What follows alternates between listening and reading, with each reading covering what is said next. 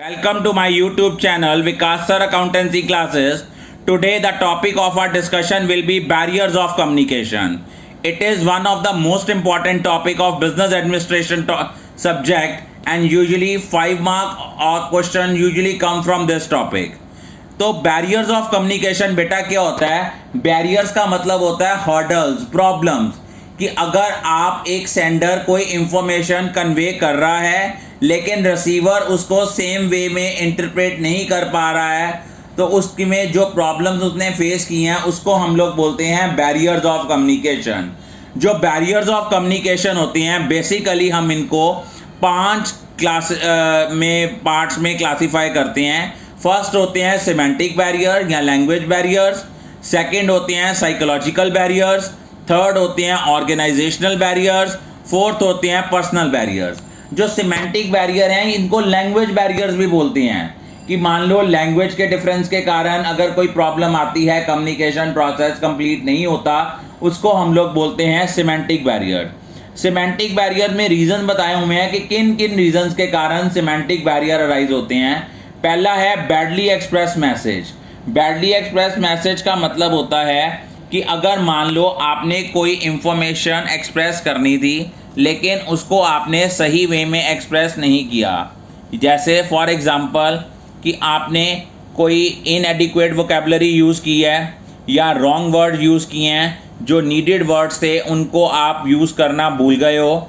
Second reason हो सकता है वर्ड्स और सिम्बल्स विद डिफरेंट मीनिंग्स, कि एक वर्ड के डिफरेंट मीनिंग्स होते हैं. रिसीवर जो है उसको परसीव करना है एक मीनिंग, वो क्या कहता है कि आपने इंफॉर्मेशन कुछ कन्वे की लेकिन उसने उसको इंटरप्रेट किसी और फॉर्म में किया. थर्ड रीज़न होता है फॉल्टी ट्रांसलेशन. कई बार कम्युनिकेशन को आप ओरिजिनली ड्राफ्ट करते हो एक लैंग्वेज में, फिर उसको आप ट्रांसलेट करते हो उस लैंग्वेज में जो कि अंडरस्टैंडेबल है वर्कर्स को.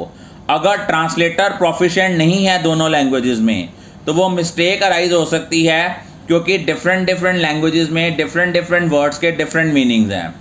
मान लो एक नोटिस प्रिपेयर करना था इंग्लिश लैंग्वेज में, उसको कन्वर्ट करना था हिंदी लैंग्वेज में कन्वर्ट करना है, अगर आप चाहते हो कि लेबरर्स जो हैं वो उसको समझ सकें. Unclarified assumption.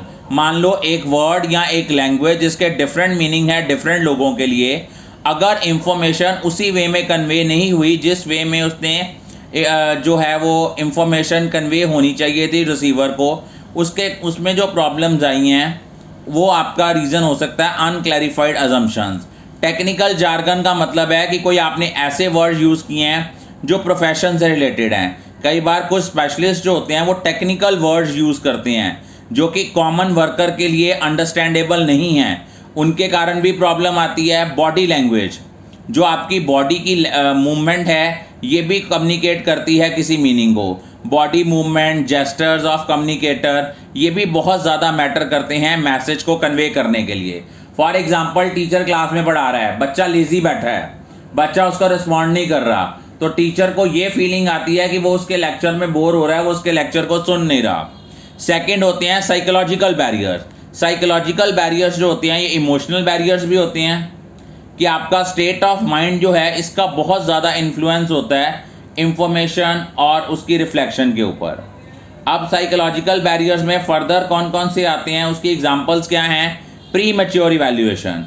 कई बार आपको कोई चीज़ बताओ, आपको लगता है नहीं सर हमें आती है, वी ऑलरेडी नो इट, लेकिन जब दोबारा आपसे वो इंफॉर्मेशन पूछी जाए आप उसमें जो है वो कंफर्टेबल फील नहीं करते हो.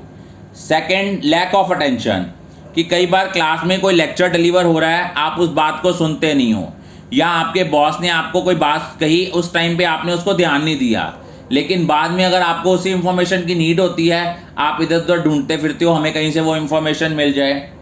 थर्ड होता है loss by transmission and poor retention. जब एक मैसेज पास होता है किसी चैनल के थ्रू तो कई बार ओरिजिनल इंफॉर्मेशन लॉस्ट ही हो जाती है,